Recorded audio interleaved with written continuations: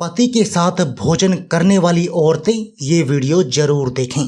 भोजन के नियम। दोस्तों, महाभारत ग्रंथ में मनुष्य को भोजन करते समय कुछ बहुत ही जरूरी नियम बताए गए हैं। अगर कोई मनुष्य नियमों का पालन करते हुए भोजन करता है तो उसे आरोग्य के साथ ही सुख, समृद्धि और वैभव की प्राप्ति होती है। शास्त्रों में बताए गए ये नियम वैज्ञानिक दृष्टिकोण से भी परिपूर्ण हैं।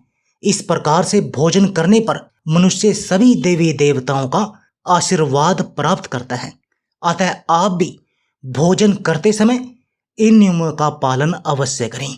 तो आइए दोस्तों, बिना देरी किए जान लेते हैं वो कौन से नियम हैं। पर उससे पहले अगर आपने हमारे चैनल को अभी तक सब्सक्राइब नहीं किया तो इसे सब्सक्राइब कर लीजिए। साथ ही इस वीडियो को भी एक लाइक करना ना भूलें। पहला नियम, भोजन करने से पहले 5 अंग, 2 हाथ, 2 पैर और मुख, इनको अच्छी तरह से धोकर ही भोजन करना चाहिए।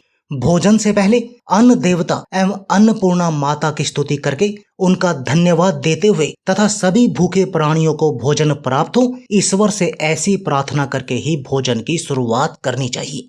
भोजन बनाने वाली महिलाओं को स्नान करके ही शुद्ध मन से मंत्र जाप करते हुए ही रसोई में भोजन बनाना चाहिए। सबसे पहले 3 रोटियां, एक गाय के लिए, एक कुत्ते के लिए और एक कौवे के लिए अलग अलग निकालकर फिर अग्निदेव को भोग लगाकर ही घर वालों को खिलाना चाहिए।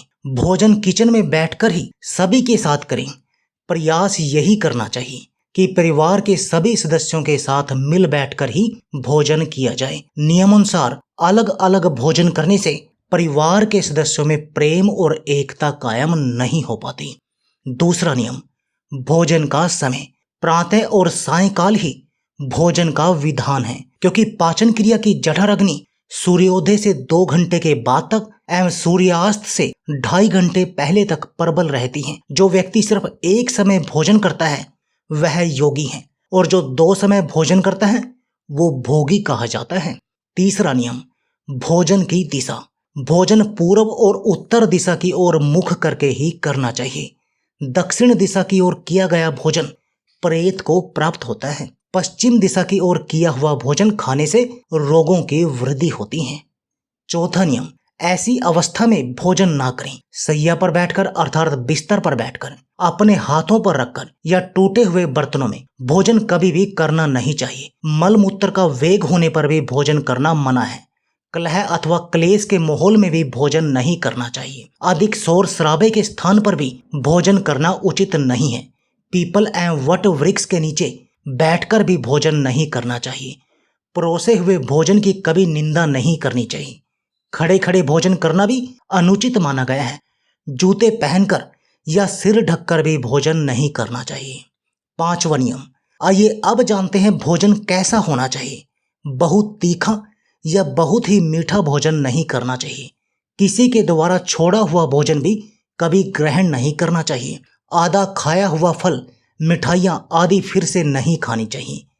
खाना छोड़कर उठ जाने पर दोबारा भोजन कभी करना नहीं चाहिए। जो कोई भी ढिंडोरा पीट कर खिला रहा हो वहां पर जाकर कभी भोजन नहीं करना चाहिए। पशु या कुत्ते के द्वारा छुआ हुआ भोजन कभी नहीं करना चाहिए। रजवशाला स्त्री के द्वारा परोसा गया भोजन भी करना अनुचित है। श्राद्ध का निकाला हुआ बासी या मुंह से फूंक मारकर ठंडा किया गया भोजन भी करना अनुचित है। बाल गिरा हुआ भोजन भी ना करें। अनादर युक्त अवहेलनापूर्ण परोसा गया भोजन भी ना करें। कंजूस के द्वारा या वैश्या के हाथ का या शराब बेचने वाले के हाथ का भोजन भी ना करें। ब्याज का धंधा करने वाले व्यक्ति के हाथ का भोजन भी नहीं करना चाहिए। 6वां नियम, भोजन करते समय ध्यान रखें। भोजन के समय मौन रहें। रात्रि के समय भरपेट ना खाएं। अगर भोजन करते समय बोलना आवश्यक हो तो केवल सकारात्मक बातें ही करें। भोजन करते समय किसी भी प्रकार की समस्या पर चर्चा ना करें।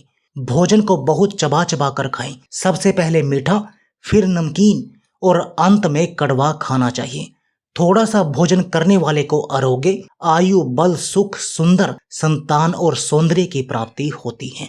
7वां नियम, भोजन के पश्चात क्या नहीं करना चाहिए। भोजन के तुरंत बाद पानी या चाय नहीं पीना चाहिए। भोजन के पश्चात घुड़सवारी, दौड़ना, बैठना, सोच आदि प्रकार के कार्य नहीं करने चाहिए। 8वां नियम, भोजन के बाद क्या करें? दिन में भोजन करने के पश्चात टहलना चाहिए और रात्रि के समय 100 कदम टहलकर बाईं करवट में लेटना अथवा वज्रासन में बैठने से भोजन को पचाना अच्छे से होता है। भोजन के 1 घंटे के बाद मीठा दूध एवं फल खाने से भोजन पचाना अच्छी तरह से होता है। भीष्म पितामह ने अर्जुन को दिए महत्वपूर्ण संदेश में कहा गया है कि जिस थाली को किसी का पैर लग जाए उस थाली का त्याग करना चाहिए। ऐसी थाली विष के समान होती है। भीष्म पितामह कहते हैं कि भोजन के दौरान थाली में बाल आने पर उसे वहीं पर छोड़ देना चाहिए। बाल आने के बाद भी खाए जाने वाले भोजन से दरिद्रता का सामना करना पड़ता है। भोजन से पहले इस थाली को कोई लांघ कर गया हो, ऐसे भोजन को भी कभी ग्रहण नहीं करना चाहिए। इसे कीचड़ के समान छोड़ देने वाला समझना चाहिए। भीष्म पितामह ने अर्जुन को बताया कि एक ही थाली में भाई भाई भोजन करें तो वो अमृत के समान हो जाती हैं। ऐसे भोजन से धन धान्य, स्वास्थ्य और लक्ष्मी की वृद्धि होती है। भीष्म पितामह के अनुसार पति पत्नी को एक ही थाली में भोजन करने को निषिद्ध माना गया है, मना किया गया है। भीष्म पितामह के अनुसार एक ही थाली में पति पत्नी भोजन करते हैं तो ऐसी थाली मादक पदार्थों से भरी मानी जाती है। पत्नी को पति के भोजन के उपरांत ही भोजन करना चाहिए। इससे घर में सुख समृद्धि बढ़ती है। तो दोस्तों, ये वो महत्वपूर्ण बातें हैं जो महाभारत में बताई गई हैं। अगर ये जानकारी आपको पसंद आई हो तो वीडियो को लाइक करें और कमेंट में जय मां अन्नपूर्णा लिखें। साथ ही चैनल को सब्सक्राइब करें ताकि आप ऐसे ही आध्यात्मिक जानकारी वाले वीडियो को देख सकें। दोस्तों, आपको हमारी ये जानकारी कैसी लगी और कौन सी जानकारी सबसे अच्छी लगी, कमेंट बॉक्स में जरूर बताएं। दोस्तों, यदि आपको हमारी ये वीडियो अच्छी लगे तो आप हमारी इस वीडियो को लाइक शेयर जरूर करें। हमारे चैनल को भी सब्सक्राइब करें।